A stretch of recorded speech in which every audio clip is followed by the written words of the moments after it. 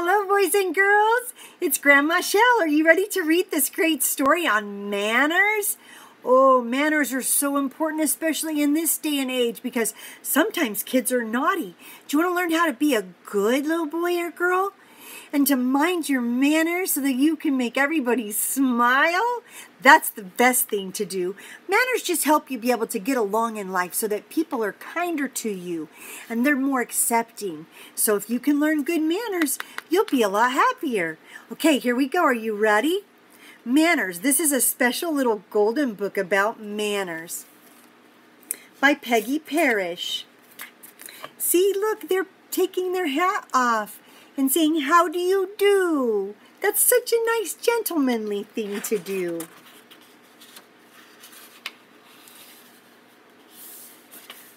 This is a brand new book written and illustrated especially for golden books. As we're sure you've all noticed, animals are very well behaved indeed, more so than many small girls and boys. Tail wagging and paw licking and kangaroo hopping and lion leaping are almost always done in the most ladylike or gentlemanlike manner. Because animals are so very, very polite, we thought we would ask some of our furry and feathered friends to show in the pictures that illustrate this book how good their manners really are. And that's a note from the editor. See that? She's washing her face so that it will be clean of all kinds of goobers and dirties and maybe food. Good manners make a person nice to know. Good manners mean being kind and helpful and friendly to people all day, every day. Here are some good manners to learn. Before you go to the table, wash your hands and face and brush your hair. Then you will look beautiful. See, the bear is brushing his hair. At the table, sit up nice and straight. Keep your elbows off the table and keep your feet on the floor. Don't wiggle or squirm or shout. Put your napkin in your lap. Silverware is not to play with. Use your knife to cut your food. Use your fork to pick up your food. Say please when you ask for something, and say thank you when you are given something. Chew your food with your mouth closed. Never try to talk with your mouth full. At the end of a meal, put your silverware on your plate. Put your napkin on your plate and say, may I be excused, please, if you want to leave the table. That's so nice. Inviting friends to your house means seeing that your friends have a good time. Greet each of your guests with a "How do you do?" and "Please come in." Show them where to put their hat and their shoes and their coats. If you have a new friend who doesn't know everyone, say, "I would like you to meet my friend," and say your friend's name. Be sure to serve your friends with food and drink before you have any of that food yourself. See, she's feeding them first and shaking hands, saying, "How do you do? Nice to meet you. Here, meet my other friend." Help all of your friends join the fun. If a friend is shy, be especially kind and help him make friends with the others. Ask your friends what games they would like to play. When your friends leave, thank them for coming to play and to your party or for coming over, whatever the case may be. That's all. Then a boy should help a girl put her coat on. Hold the door open for a girl or a grown-up, and let a girl or a grown-up go first. Isn't that so nice?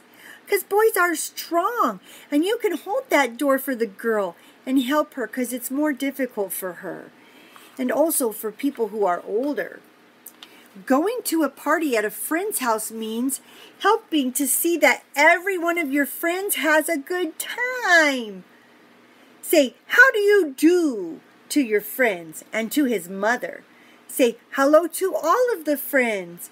Be cheerful and be friendly. Don't touch things or play with things until you ask if you may. Say please if you want something. Say thank you if you are given something. And when you leave, tell your friend and your friend's mother that you had a nice time. And say goodbye. And say thank you. That's the right thing to do and the nice kid thing to be.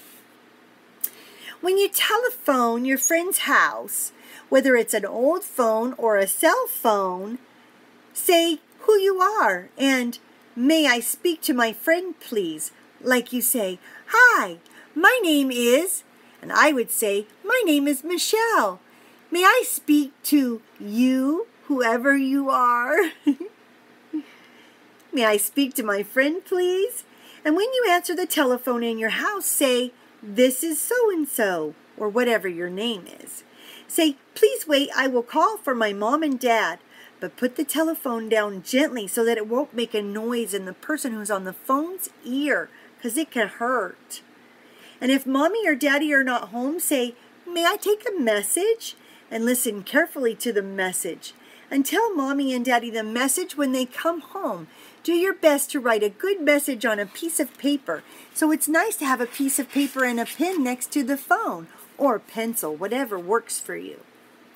If you are coming or going on a bus or a train, wait for your turn to get on. Don't push.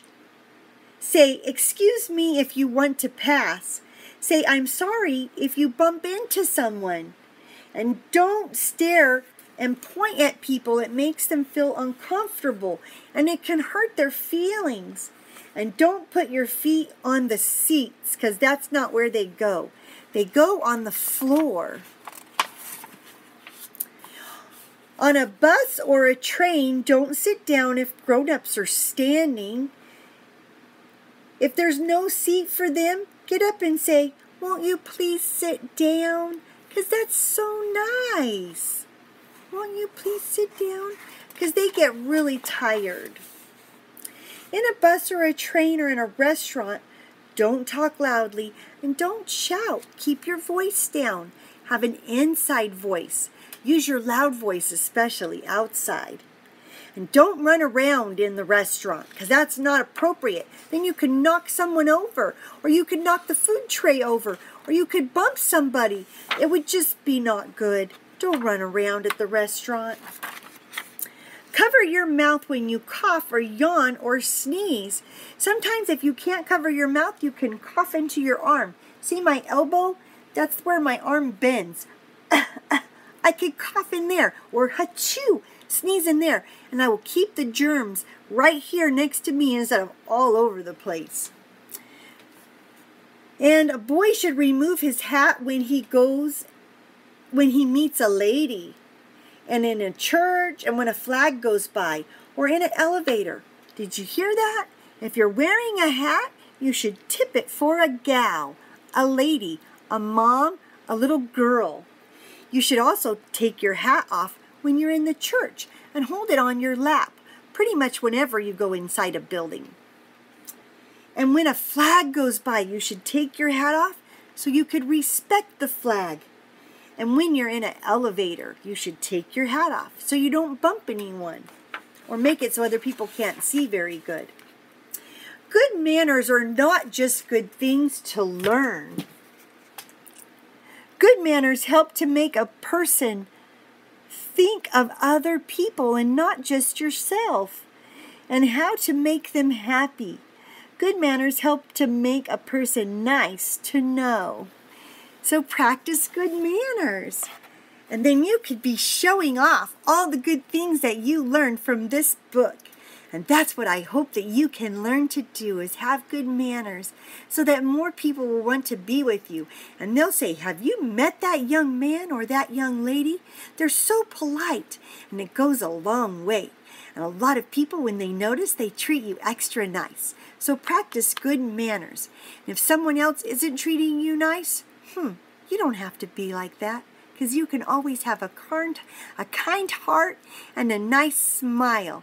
And it makes people happier. Practice good manners. Take care. Have a good day. We'll talk to you soon. Bye-bye.